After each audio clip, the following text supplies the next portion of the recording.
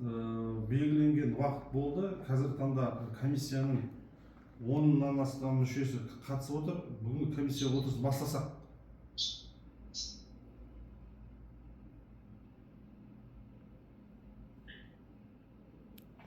Аудио қостыңыз ба деген аудио естіліп тұрмеген.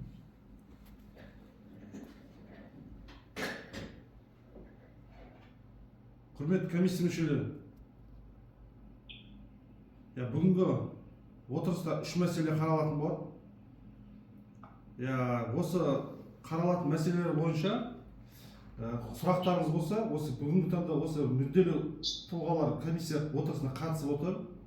Сол сұрақтарыңыз болса, қойыларыңызға болады. Олай болса, бірінші кезекте бізге бірінші қаралатын мәселе бұл Қазақстан Республикасы Қорғаныс министрлігінің Қызылорда аудандық пайдалану бөлімі республикалық мемлекеттік мекемесінің өтініші. Аталған мекемемен жалпы көлемі 7,119 гектар жер учаскесіне құқық табыстау сұраған. Бұл 3 бөліктен тұрған участок. Бірінші бөлігі Қорқыт әуежай аумағынан автостоянка үшін көлемі 1,4 гектар. Екіншісі осы Қорқыт әуежай аумағынан бақылау өткізу пункті үшін көлемі 0,111 гектар. Және үшінші Сырдария ауданында Тереңөзек оқу-жаттығу полигонына кірме жол үшін көлемі 6,4 гектар жер учаскесіне тұрақты жер пайдалану құқығын табыстау сұраған. Жалпы өздеріңіз білесіздер, жер кодексі талабына сәйкес, жер кодекс 16 бабына сәйкес қорғаныс мұқтаж үшін жер учаскесін беру облыс әкімдігінің құзыретінде. Аталған жер учаскесіне жер заңнамасына сәйкес алдын ала таңдау акті жасалған, координаталары анықталып, сызбалар жасалды. Жалпы осы комиссияға ұсынылып отқан мәселе бойынша біз 10 қорытынды жобасын ұсынып отырмыз. Осыған орай ойларыңыз, сұрақтарыңыз болса қойсаңыздар болады.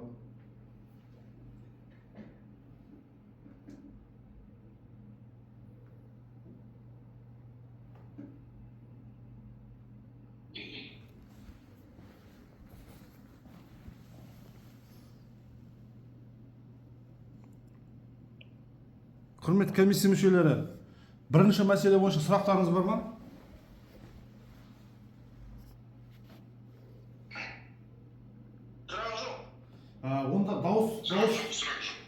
Онда дауысқа беруге көшсек.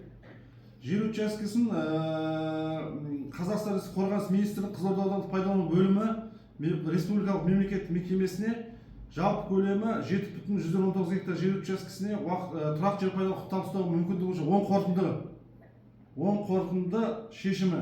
Дауысқа салсақ, құрметті комиссия мүшелері. 10 қорытынды.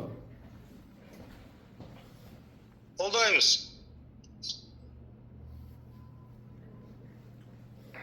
Жақсы, рахмет. Олай қалыс қалған жоқ. 10 қорытынды шешім қабылданды. Келесі бізде екінші мәселе көшсек. Екінші мәселе Жібек жолы кәсіпкерінің өтінімі бар.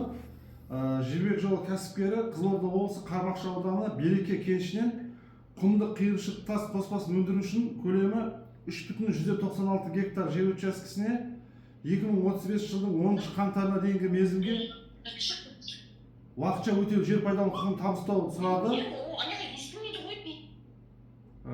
Комиссия мүшелері, микрофон жауып қойсақ, тек сұрақ болған кезде ғана қосып отырсақ, әйтпесе бір-бірімізге кедергі келтіреміз. Аталған кәсіпкерге Қызылорда облысының кәсіпкерлік және өнеркәсіп басқармасымен тиісті лицензиясы берілген. Жер заңнамасында бізде кең таралған пайдалы қазбаларды өндіру үшін алынған лицензия негіз болып табылады делінген. Осыған орай біз басқармамен жер учаскесіне алдын ала таңдау жұмыстары жүргізіліп, координатор алынып, сызбалар жасалған. Аталған жер учаскесінде бойынша табыстау мүмкіндігі бойынша 10 қорытынды қабылдау жөнінде шешім жобасын ұсынып отырмыз. Сұрақтарыңыз болса, қоюларыңызға болады екінші мәселе бойынша.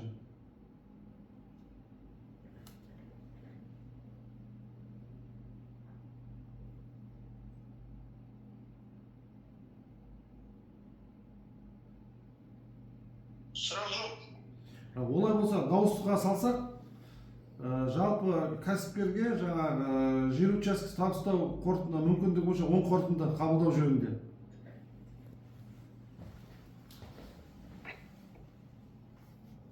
Қолдаймыз. Қарсы қалыс жоқ. Үшінші мәселеге көшсек. Үшінші мәселе РУ-6, РУ-6, яғни жауапкершілігі шектеулі серіктестік өтімі.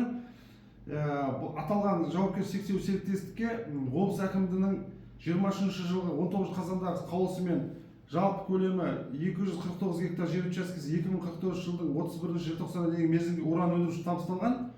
Бүгінгі таңда бұл аталған серіктестік табысталған жер учаскесінің нысаналы мақсатын өзгерткісі келіп отыр. Яғни уран өндіру үшін табысталған жер учаскесінің нысаналы мақсатын уран өндіру, оны жайластыру және су тасқынына қарсы бөгет құрылысы үшін нысаналы мақсатын өзгертуді сұрады. Аталған осы үшінші мәселе бойынша сұрақтарыңыз болса.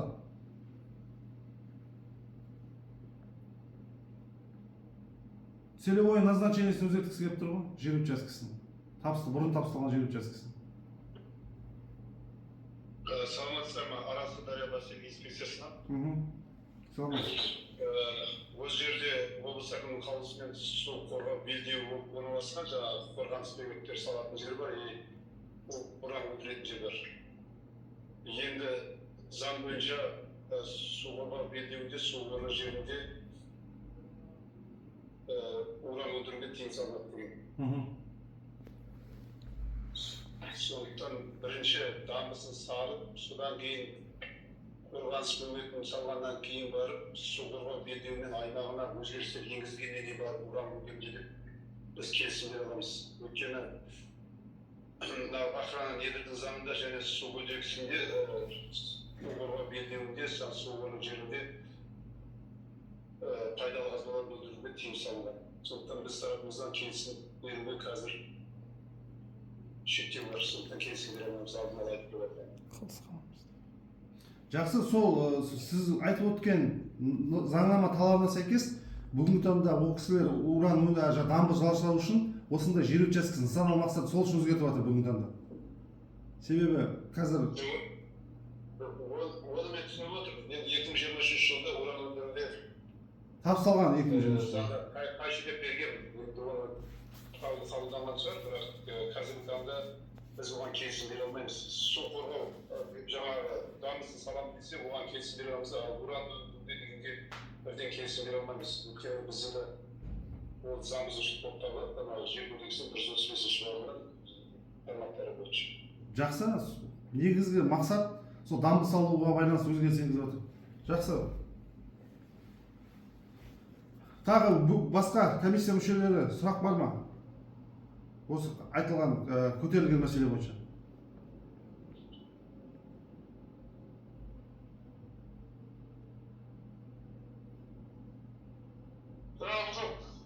Олай болса дауысқа салсақ. Жер учаскесінің нысаналы мақсатын өзгерту мүмкіндігі бойынша оң қорытынды қабылдау үшін шешім жобасы түсіп отыр.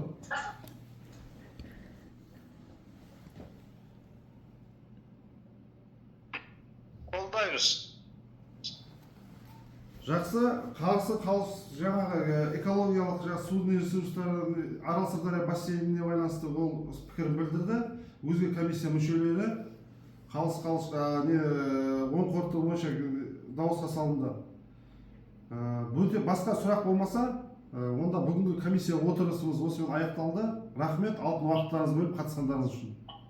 Келесі комиссияда кездескенше.